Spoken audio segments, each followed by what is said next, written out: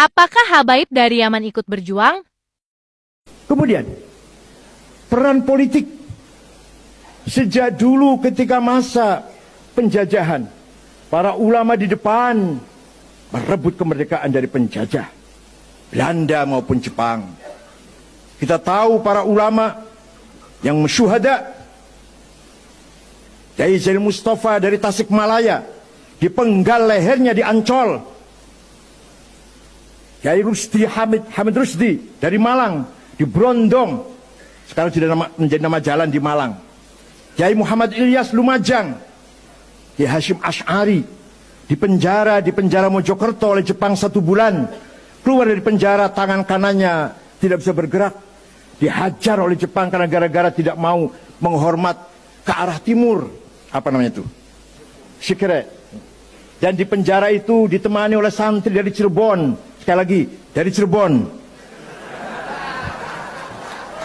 Namanya Kang Solihin, Kiai Solihin Babakan Ciwaringin, Kiai. Nah, itu yang menemani sama-sama disiksa oleh Jepang di penjara Mojokerto.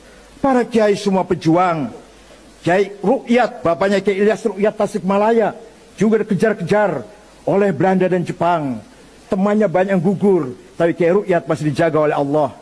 Panjang usia sampai wafat, sampai akhir hayatnya tetap berjuang. Itu ayahanda dari Rois Am, Kiai Ilyas Rukyat. Banyak sekali ulama, kalau saya ceritakan tidak cukup waktunya. Walhasil, ulama punya andil besar, punya andil sangat besar dalam membangun kemerdekaan Indonesia ini. Kemudian, setelah dibentuknya panitia persiapan kemerdekaan Indonesia, ketuanya Insinyur Soekarno, sekretarisnya Muhammad Hatta, anggotanya Haji Agus Salim, ulama. Kiai Wahid Hashim, bapaknya Gus Dur, jangan lupa. Kakeknya Mbak Lisa, jangan lupa. Itu Wahid Hashim. Dan Muhammad Yamin, Laimena, Maramis, Abi Kusno. Nah, itu semua adalah para ulama bersama pemimpin-pemimpin nasionalis menjadi panitia yang mempersiapkan kemerdekaan Indonesia ini. Dikira para ulama bisa cuma tahlil aja, Pak? Ya Allah. Tahlil pinter, berjuang pinter. Kemudian tahun 45 merdeka, 17 Agustus 45 merdeka. Baru merdeka Agustus, September, Oktober ada ancaman dari sekutu akan mengirim pasukan dengan manipulasinya atau ditutupin bahwa mereka datang akan mencari tahanan-tahanan Belanda yang dipenjara oleh Jepang. Jadi nggak akan perang, cuma akan mencari sisa-sisa di dalam penjara Belanda yang dipenjara oleh Jepang. Ternyata bawa senjata berat.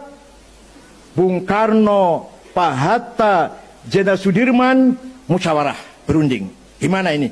Jadi lawan. Yang lawan siapa? Ya siapa? TNI baru saja istirahat perang, masih capek. Jadi gimana? Rakyat yang melawan. Intifadah. Intifadah bahasa Arab artinya ngeroyok lah. Pakai ketepel, pakai kayu, pakai batu, bata. Oke, bagus intifadah. Tapi yang bisa mengerahkan rakyat supaya berani intifadah siapa? Nah itu. Dicari oleh tiga orang ini. Bung Karno, Pak Hatta, dan Sudirman. Kiai Haji Hashim Asy'ari Tebuireng. Itu yang bisa itu. Maka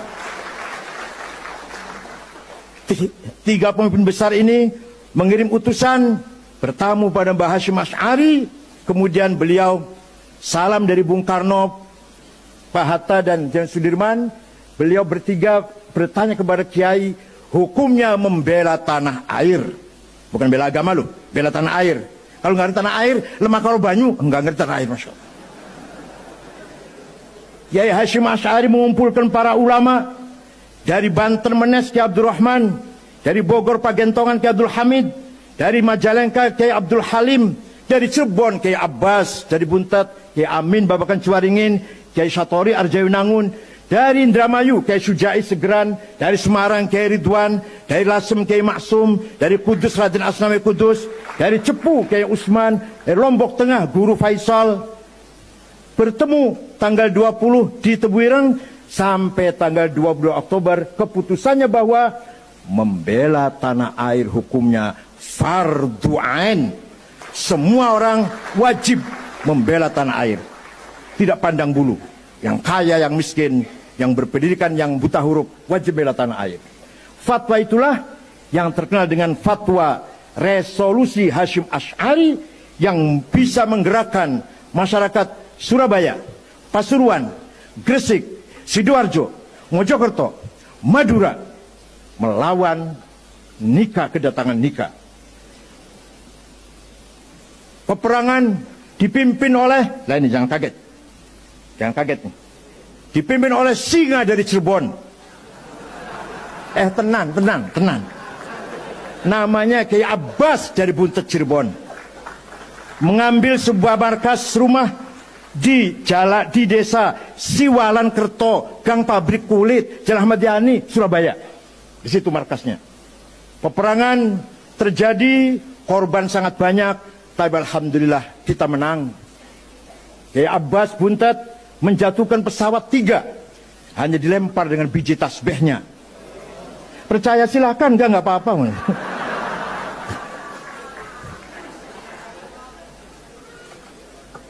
Tanggal 10 November, hari pertama perang besar itu, Brigjen Malabi, komandan Nika, mobilnya meledak, asistennya mati, pengawalnya mati, supirnya mati, Malabi pun mati.